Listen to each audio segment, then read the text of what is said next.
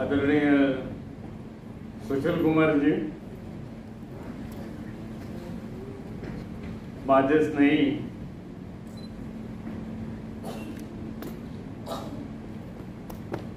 उल्हास दादा, बऱ्याच वर्षांनी भेट झाली.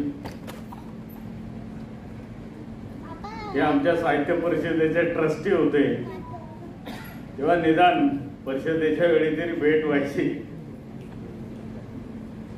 पण ते तिथूनही निघून गेल्यामुळे भेटी दुर्मिळ झाला होता. आणि वय वाढत चालल्यामुळे तर जास्त दुर्मिळ होत चाललेले आहेत.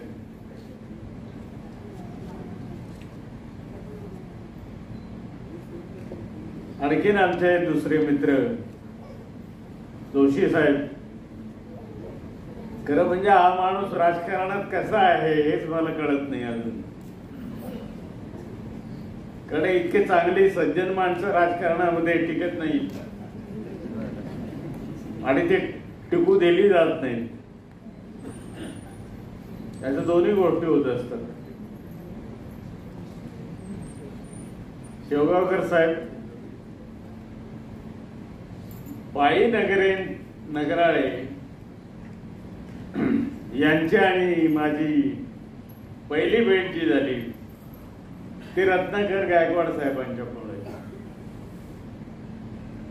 कारण मी इथे पुणे विद्यापीठामध्ये बाबासाहेब आंबेडकर चेअरचा प्रोफेसर असताना आणि ते इथल्या हे जे ट्रेनिंग वगैरे आहे अधिकाऱ्यांना दिले जाते त्याचे प्रमुख होते आणि यशदा आणि विद्यापीठाचे व्हाईस चान्सलर पण होते. तर त्यांनी इथे काही कार्यक्रम राबवायचं ठरवलेलं होतं आणि त्यावेळी आम्ही सगळे लोक इथे बसत होतो. त्यावेळी बाई नगराळे त्याच्यामध्ये एक अग्रणी सदस्य होते.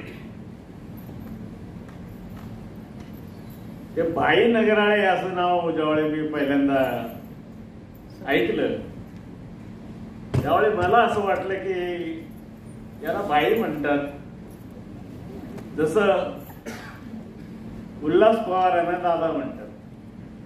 हे यांना जसं दादा म्हणतात तर म्हटलं ते यांना जसं बाई म्हणत असतील आदराने. पण ते नंतर कळालं की तसं नाही, हे बाई म्हणजे बाईदास ईश्वर. हे दोन शब्द बघा किती महत्वाचे आहेत. बाईदास आणि ईश्वर या दोघांचं मिलन आहे, हे एकरूप झालेलं मिलन आहे. किंवा असं हे बाई नगराळे यांचं हे आत्मचरित्र आलं. मी नेहमी सांगत असतो की एक तर राजकारणामध्ये मित्र फार कमी आहेत मला, कारण राजकारणी लोक मला मित्र करून घेणार नाहीत आणि घेते नाही, घेऊ इच्छित पण नाहीत. आणि मी आपल्या राजकारण्यांच्या बाबतीत एक गोष्ट बाळगतो की एका विशिष्ट अंतरावर त्यांच्याशी दोस्ती करत असतो. कारण राजकारणी माणसं कधी कधी असे असतात की ते तुम्हाला काही करूच देत नाहीत. तुम्ही काही करायचं ठरवलं तरी सुद्धा ते करू देत नाहीत. कारण त्यांच्या मनाप्रमाणे जर तुम्ही करत असाल तरच ते तुमच्या पाठीमागे उभे राहतात, नाही तर उभे राहत नाहीत. असा साधारणतः सगळ्यांचा अनुभव आहे. सुशील कुमारांच्या बद्दल माझ्या मनात काय भाव आहेत हे महाराष्ट्रातल्या लोकांनाही माहिती आहे आणि त्यांना स्वतःलाही माहिती आहे. पण मी राज्यशास्त्र 35 वर्ष शिकवलं आणि राज्यशास्त्रामध्ये अनेक शब्दांची भर पडत गेलेली आहे वेगवेगळ्या अर्थाने. म्हणजे पूर्वी नव्हती पण नंतरच्या काळामध्ये बरीच भर पडत गेली. एक राज्यशास्त्राचा अभ्यासक म्हणून आमच्या राज्यशास्त्राला सुशील कुमार शिंदेंनी एक अमूल्य अशी शब्द प्रणाली दिलेली आहे जी भारताच्या इतिहासामध्ये अमर राहील आणि तो जो शब्द आहे त्याचं नाव आहे भगवा दहशतवाद. भगवा दहशतवाद शब्द ही त्याने राज्यशास्त्राच्या अभ्यासकानं दिलेली एक देणगी, एक महत्वाचा शब्द आहे. ही फ्रेज आणि फ्रेज झालेली आहे. तुम्ही टीव्हीवरचे डिबेट बघत असाल तर ते सारखे बोंबा मारत असतात. भारतीय जनता पक्षाचे जे असतात त्यांचे प्रतिनिधी बोलणारे ते सारखे म्हणतात सुशीलकुमार शिंदे असं म्हणाले, सुशीलकुमार शिंदे असं म्हणाले. खरं म्हणजे मला असं वाटायचं की पुन्हा पुन्हा त्यांनी लोकांना सांगितलं पाहिजे की सुशीलकुमार आम्हाला असं म्हणत होते की आम्ही भगवे हे सगळे जे आहे आतंकवादी आहे. तेव्हा असा हा एक नवा शब्दप्रयोग तुम्ही आमच्या शास्त्राला दिला, त्याबद्दल आमच्या भावी पिढ्या आणि राज्यशास्त्राच्या अभ्यासक तुमचे कृतज्ञ राहतील. भाई नगऱ्यांचं हे आत्मचरित्र जे मी वाचलं, मी खूप लोकांचे आत्मचरित्र वाचलेली आहेत, म्हणजे इंग्रजीतही वाचलेली आहेत आणि मराठीत मध्ये आत्मचरित्रांची लाटच आलेली होती. दलित साहित्य आल्यानंतर पासून बलुता आणि उपरापासून जी सुरुवात झाली की धडा धडा धडा लोक पहिल्यांदा आत्मचरित्र लिहायला लागले आणि काही सांगायला लागले. ज्या गोष्टी कल्पनेत नव्हत्या अशा गोष्टी ते सांगत होते. खरं म्हणजे आत्मचरित्र कशाला लिहायचं असतं माणसाने? काय लिहितो माणूस आत्मचरित्र? ज्यावेळी माणसाला असं वाटतं की माझ्याकडे लोकांना सांगण्यासारखं काही आहे, म्हणजे हा झाला पहिला भाग, तर ते आत्मचरित्र लिहितात. पण पहिला भाग झाला. पण दुसरा एक भाग आहे की माझ्याकडे लोकांना सांगण्यासारखं काही आहे, पण ते मला लोकांना सांगितलंच पाहिजे अशी अंतःकरणापासून एक उर्मी आतून येते आणि त्या उर्मीतून जे येतं बाहेर ते खरं आत्मचरित्र असतं.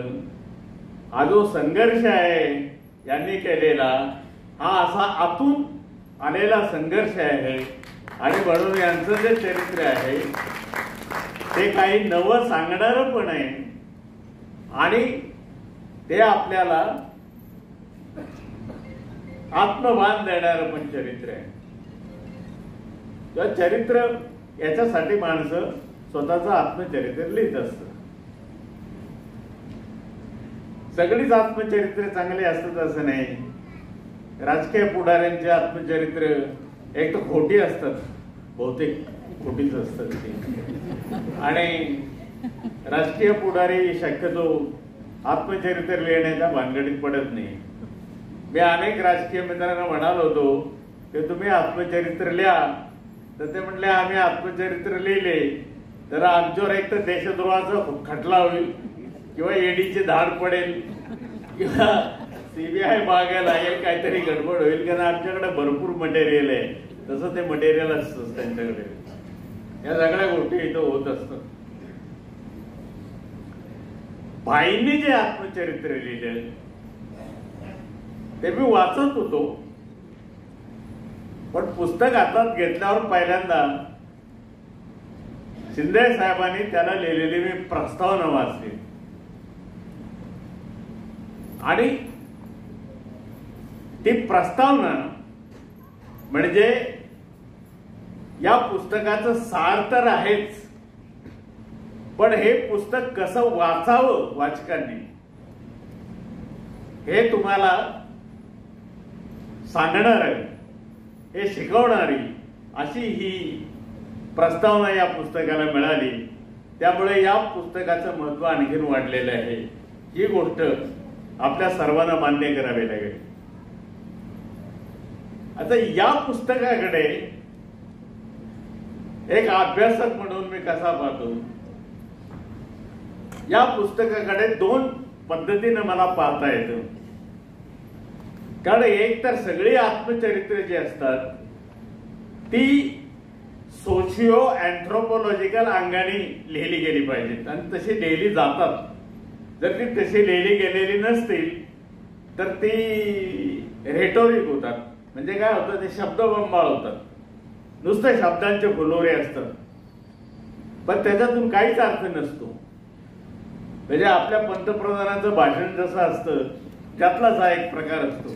ते नुसते शब्द, नुसते शब्द, नुसते शब्द.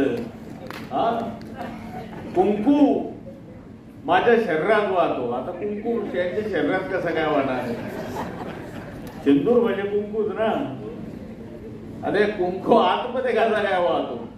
पण ते वाहतो त्यांच्यामध्ये. हे रेटोरिक असतं, नुसते शब्द असतात, शब्दबंबाळ असं हे करणार. आणि भारताचं दुर्भाग्य असं आहे की ज्या भारताला एक अतिशय विद्वान आणि आंतरराष्ट्रीय राजकारणामध्ये ज्याचा शब्द प्रत्येक जण पाळत होता आणि या देशातल्या सगळ्या महाशक्तींचे प्रमुख ज्याला मध्ये उभं करत होते आणि ज्याने विश्वात शांतता आणली असे प्रखर बुद्धिवादी विज्ञाननिष्ठ पंतप्रधान भारताला लाभले, हे भारताचं भाग्य आहे. आणि त्यांचं नाव पंडित जवाहरलाल नेहरू होतं. आणि त्यांचाच वारसा राहुल गांधी चालवतात. म्हणजे राहुलला जेव्हा पहिल्यांदा मी भेटलो त्यावेळी माझ्या ही गोष्ट लक्षात आली होती की या माणसाने या वयामध्ये इतका अभ्यास केलेला आहे आणि इतकी दूरदृष्टी कमावलेली आहे की भारताला खऱ्या अर्थानं एक दूरदृष्टी देणारा एक तरुण नेता भारताला लाभलेला आहे. आणि याचं जतन भारतीयांनी केलं पाहिजे. विशेषतः पुरोगामी लोकशाही धर्मनिरपेक्ष आणि आंबेडकरवादी शक्तींनी याला जपलं पाहिजे. कारण ही आपली आणि आपल्या देशाची गरज आहे, हे आपण नीट समजावून घेतलं पाहिजे. त्यांच्याशी बोलताना जे जाणवत होतं की या माणसाने किती वाचलेलं आहे. म्हणजे खरं म्हणजे आम्हाला तर कधी कधी असा अहंकार यायचा की आम्ही फार वाचलेलं आहे, आम्ही फार अभ्यास केलेला आहे, आम्ही फार ग्रंथ तपासलेले आहेत वगैरे. पण त्यांच्याकडे एक अशी अंतर्दृष्टी आहे. बाईंचा हा ग्रंथ वाचत असताना मला त्याच्यामध्ये एक सामाजिक दृष्ट्या आणि अँथ्रोपॉलॉजिकल दृष्ट्या म्हणजे मानवशास्त्राच्या दृष्टीनं अनेक गोष्टी नव्याने सापडल्या. आणि माझ्या राज्यशास्त्राच्या दृष्टीने एक नवी गोष्ट मला याच्यात अशी सापडली की हे पुस्तक वाचताना हे बहुजन समाजातून गेलेले अधिकार पदावर गेलेले जे अधिकारी आहेत, जे प्रशासनाचा भाग बनलेले आहेत, त्यांनी सरकारला लोकाभिमुख केलेलं आहे. पहिल्यांदा सरकारने प्रशासनाचं सरकारीकरण केलेलं होतं. पण ही अशी मंडळी गेल्यानंतर रत्नाकर गायकवाड असोत किंवा बाई नगराळे असोत किंवा हर्षदीप कांबळे असोत, यांच्यासारखी माणसं प्रशासनात गेल्यानंतर त्यांनी प्रशासनाचं लोकशाहीकरण केलेलं आहे. याची अनेक उदाहरणं या ग्रंथामध्ये आहेत.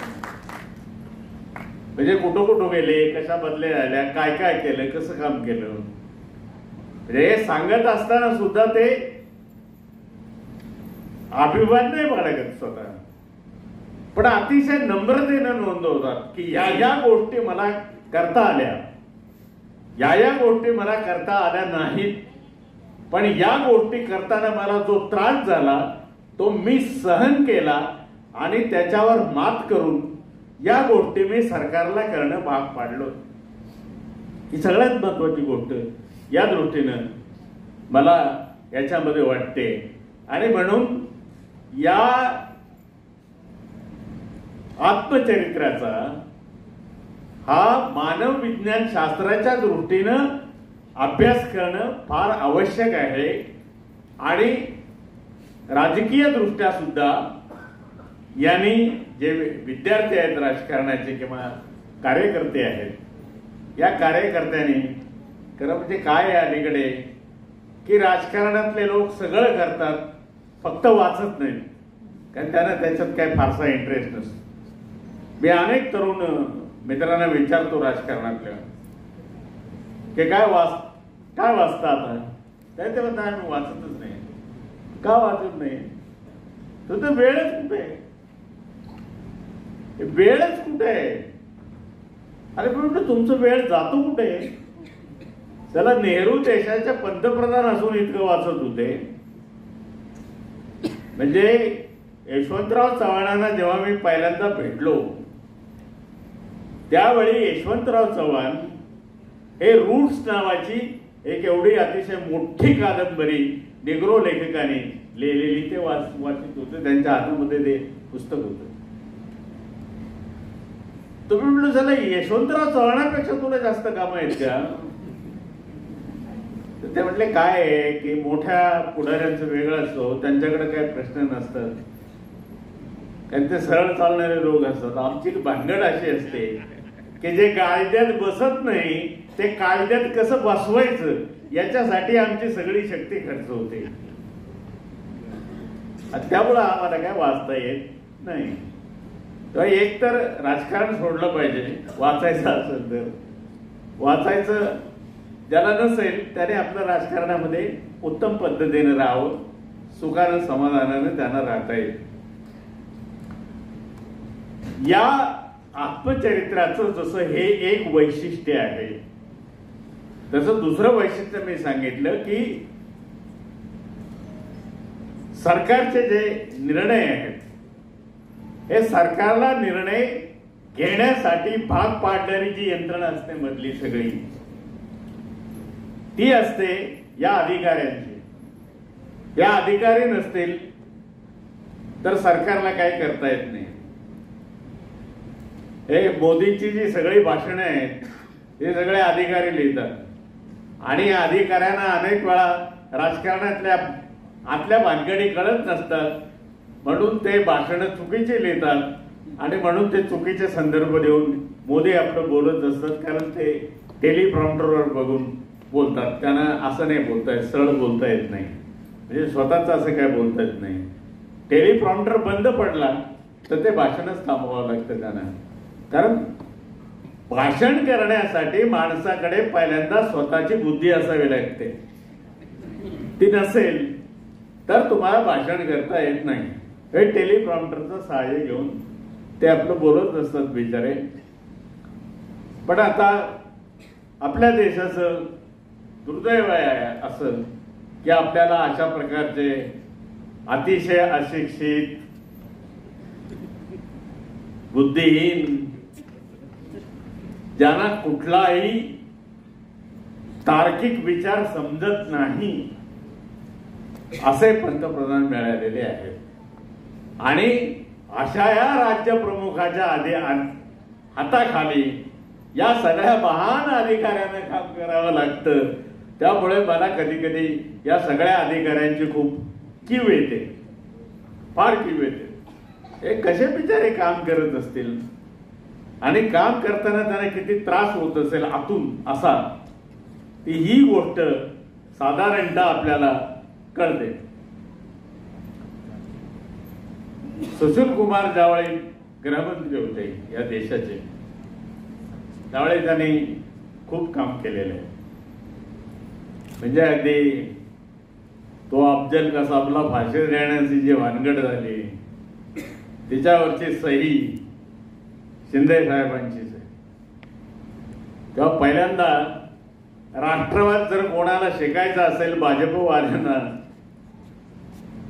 म्हणजे हे जे भगवा राष्ट्रवाद जो आहे त्या भगव्या राष्ट्रवाद्यांना जर खऱ्या अर्थाने राष्ट्रवाद शिकायचा असेल तर तो शिंदे साहेबांच्याकडून शिकावा. कारण या सैनी एवढा मोठा आतंकवादी जगातला मारला गेलेला आहे. नगराळे साहेबांनी हे आत्मचरित्र लिहिताना सगळं लिहिलं. ते काही गोष्टीमध्ये काय झालंय की मला नेहमी असं वाटतं की त्यांनी कधी कधी पानं चोरलेलं आहे. म्हणजे लेकरू तर झालेलं आहे, भरपूर दूध आहे त्याला पाजायला, पण आई कधी कधी पानं चोरते. म्हणजे जशी गाय पानं चोरते तसं त्याने पानं चोरलेले आहे. खूप गोष्टी त्याने लपून ठेवलेल्या आहेत. एक तर पहिली गोष्ट, त्याने त्यांच्या आयुष्यामध्ये लपून छपून कधी प्रेम केलं का नाही? अहो केलेलं करावंच लागतं. असं नाही करतोच म्हणून ते बायकोला लपवण्यासाठी सांगत असतो ना, नेहमी फार चांगला माणूस आहे. आणि बायको सुद्धा भारी असते कधी कधी. एक गोष्ट लक्षात ठेवा कायम की प्रत्येक दिवशी बायकोची एक तरी शिवी नवऱ्याला मिळाली पाहिजे. तर समजायचं की बायको नवऱ्याशी कायमची एकनिष्ठ आहे. ज्या दिवशी बायको नवऱ्याला शिवी देणार नाही त्या दिवशी समजायचं की तिच्या मनात याच्याबद्दल काहीतरी काळ वेळ आहे. ते खोटी स्तुती करणारी बायको असते की ती गडबडच होऊन जाते. हे जे प्रेम प्रकरण आहे ना, हे मी याचा उल्लेख का करतो माहिती का? म्हणजे हा मी काय म्हणजे यांनी करत नाहीये, कुठल्या वाईट अर्थाने करत नाहीये. तर माणसाच्या आयुष्याचा विकासक्रम होत असताना त्याच्या मनात आणि त्याच्या बुद्धीत आणि त्याच्या जीवनाच्या अस्तित्वामध्ये जे स्थित्यंतर होतात त्या स्थित्यंतरातून ज्या लहरी बाहेर येतात त्याचं नाव असतं प्रेम. आणि हे प्रेमातून माणूस घडत असतो. आणि ही घडण्याची प्रक्रिया ते प्रेम करत असते. ते कधी सुप्त रूपात असतं, कधी व्यक्त रूपात असतं.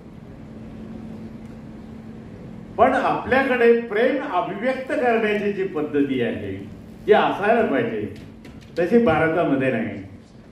भारतामध्ये सगळं चोरीनं चालतं. आणि समाज काय म्हणेल, हा काय म्हणेल, तो काय म्हणेल, तो काय म्हणेल, असं सगळं चालत असतं. अरे तो काय म्हणेल याच्यापेक्षा तू काय म्हणतोस हे सगळ्यात महत्वाचं असतं. आणि जोपर्यंत तू काय म्हणतोस याला तू किंमत देत नाही तोपर्यंत तुझ्या लेखानाला आणि तुझ्या अस्तित्वाला काही फारसा उपयोग नाही. खरं म्हणजे माणूस जगतो कशासाठी असा जर प्रश्न मी तुम्हाला विचारला, समजा मी एखादा आसाराम बापू सारखा असतो तर कदाचित तुरुंगात असतो, तो भाग वेगळा. कारण भारत हा असा आध्यात्मिक देश आहे, अध्यात्म गुरु हे तुरुंगात आहेत, ते बाहेर नाही, हे तुरुंगातच राहतात. तुम्हाला मी प्रश्न विचारले, तुम्ही का जगता, काय उत्तर येईल? हे तुम्हाला प्रश्न फार सोपा वाटतो, पण का जगता हे कळतच नाही. मग उत्तर येतं मुलाबाळांसाठी जगतो. नंतर आपण म्हणतोय काय खरं नाही झालंय, हे पोरग फालतू निघालं किंवा ही पोरगे कोणाबरोबर पळून गेली तर काय करायचं, हा पुन्हा प्रश्न त्याच्या मनात येतो. हे खरं नाही असं तो अनेकदा स्वतःला प्रश्न विचारून त्याची उत्तरं शोधत असतो. त्याला कळत असतं की हे खरं नाही. मी माणसाचा अभ्यास करणारा एक लेखक होतो आणि माणसाबद्दल 3 ग्रंथ मी लिहिलेले आहेत. मानव आणि धर्मचिंतन पासून ते भक्ती आणि धर्मपर्यंत अशा 3 खंडामध्ये ट्रिलॉजी लिहिलेली आहे.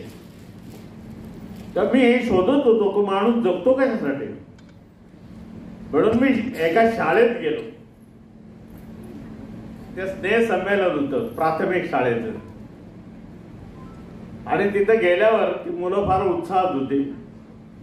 आता तुम्हाला सांगतो की भाषण करणं सगळ्यात अवघड कोणती गोष्ट असेल तर ते छोट्या मुलांच्या समोर भाषण करणं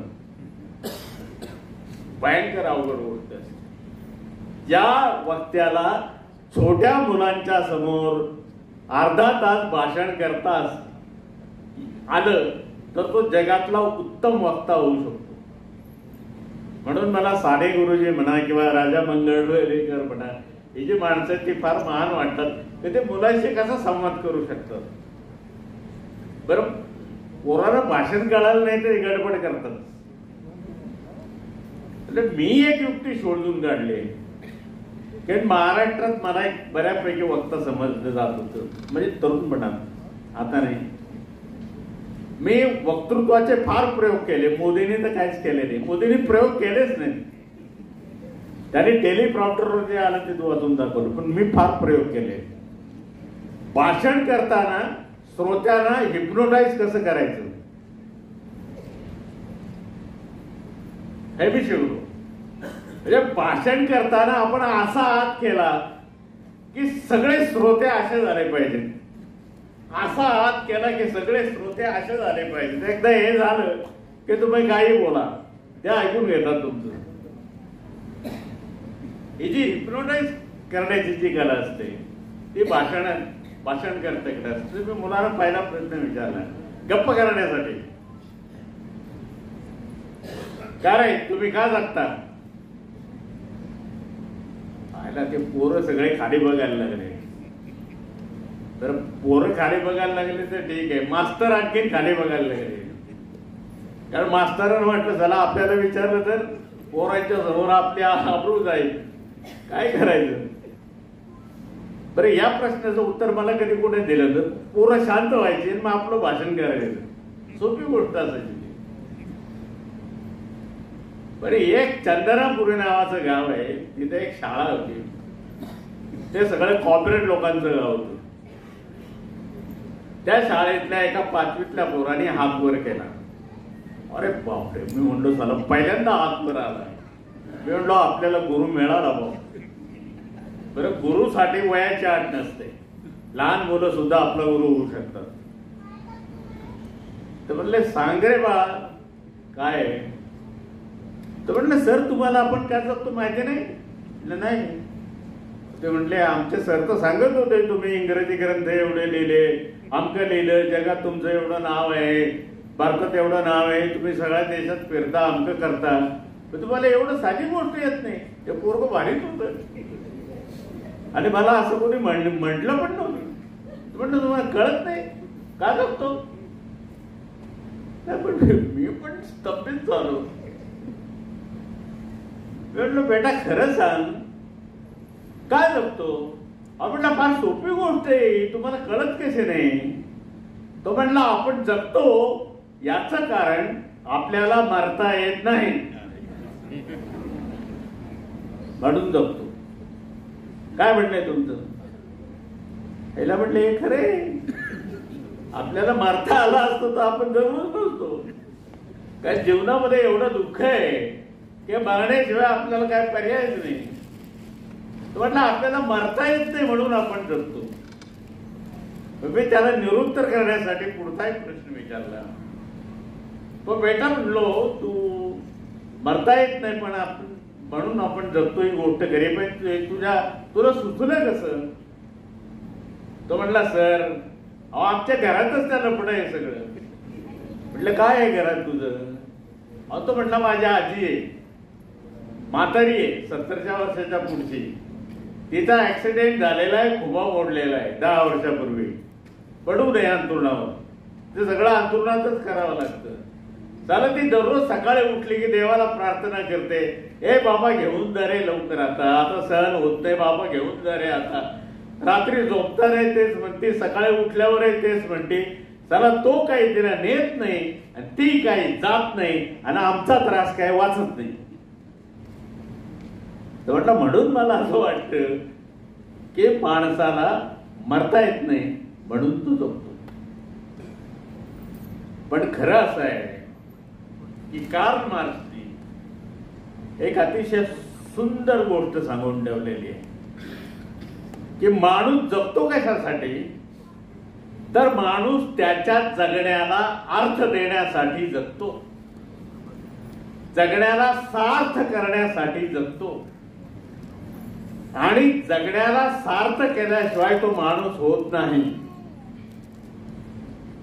दुसरी गोष्ट, नुसतं जगण्याला सार्थ करून उपयोगाचं नाही, तर जगण्याला सुंदर पण करावं लागतं आणि जगण्याला सुंदर करायचं असेल तर सगळ्या जगावर प्रेमाची उधळण करावी लागते. त्याच्याशिवाय तुम्हाला जगणं सुंदर करता येत नाही. भाईंचं आत्मचरित्र वाचताना जेवढ्या जेवढ्या व्यक्तिरेखा त्यांच्या संपर्कात आल्या, मग त्या शासकीय असोत, शासकीय नसोत, अधिकारी असोत, सर्वसामान्य माणसं असोत, आपले नातेवाईक असोत, या सगळ्यांच्या वरती प्रेमाचा वर्षाव करून भाईंनी आपल्या आयुष्याला अर्थ प्राप्त करून दिलेला आहे. आणि या सगळ्यांच्यावर प्रेमाचा वर्षाव करून त्यांनी स्वतःचं जीवन सुंदर बनवलेले आहे. हे या आत्मचरित्रातून मला समजलं. ही या आत्मचरित्राची खरी ताकद आहे, खरी शक्ती आहे. पण हे भान आलं कुठून? हे भान आलं कुठून? हे भान आलं बाबासाहेब आंबेडकरांच्या प्रेरणेतून, विचार करून. त्याच्यातून जर त्याने विचार केला नसता, ते बाबासाहेबांनी सांगितलं होतं तुम्ही सत्ताधारी वर्ग बना, सत्ताधारी वर्ग बना, आणि सत्ताधारी वर्ग बनल्याशिवाय तुम्हाला काही करता येणार नाही. शिंदे साहेब देशाचे गृहमंत्री होते आणि रत्नाकर गायकवाड आपल्या महाराष्ट्राचे चीफ सेक्रेटरी होते. चीफ सेक्रेटरी म्हणजे पंतप्रधान, आपले मुख्यमंत्री. जो म्हणजे मुख्यमंत्री फक्त निर्णय घेतो पण बाकीचं सगळं करतो चीफ सेक्रेटरी. खरा मुख्यमंत्री चीफ सेक्रेटरीच असतो. ते चीफ सेक्रेटरी असताना मी त्याला 1-2 वेळा भेटायला गेलो होतो, बघितलं मी तिथे काय थाट असतो चीफ सेक्रेटरी. हा सत्ताधारी वर्ग बनण्याचा भाग आहे. सत्ताधारी वर्ग बनणे म्हणजे नुसते अधिकारी बनणे नव्हे, तर बहुजन समाजातली माणसं तिथे गेली. ही सगळी माणसं तिथे गेल्यानंतर संपूर्ण प्रशासन व्यवस्थेमध्ये गुणात्मक बदल झाला आणि प्रशासन व्यवस्था ही लोकाभिमुख बनली, ती लोकशाहीवादी बनली, ती अधिक लोकांच्या जवळ गेली किंवा असे अधिकारी तिथे जाणं ही सगळ्यात महत्वाची गोष्ट होती. आणि हे जे अधिकारी तिथे गेले, ज्या अधिकाऱ्यांच्या मध्ये जी ताकद होती शासनाला वागवायची आणि इतके चांगले निर्णय घेण्याची आणि हे निर्णय राबवण्याची, ते काम या लोकांनी उत्तम प्रकारे केलं. महाराष्ट्रामध्ये बाबासाहेबांची चळवळ खऱ्या अर्थाने जर कोणी चालवत असेल तर हे 10-12 अधिकारी चालवतात, ही गोष्ट लक्षात ठेवा. पुढारी बाबासाहेबांचं राजकारण दूषित करतात. अगदी बाबासाहेबांच्या घरापासून सुरुवात केली तरी तुम्हाला असं दिसेल की सगळं बाबासाहेबांचं राजकारण या लोकांनी दूषित केलेलं आहे.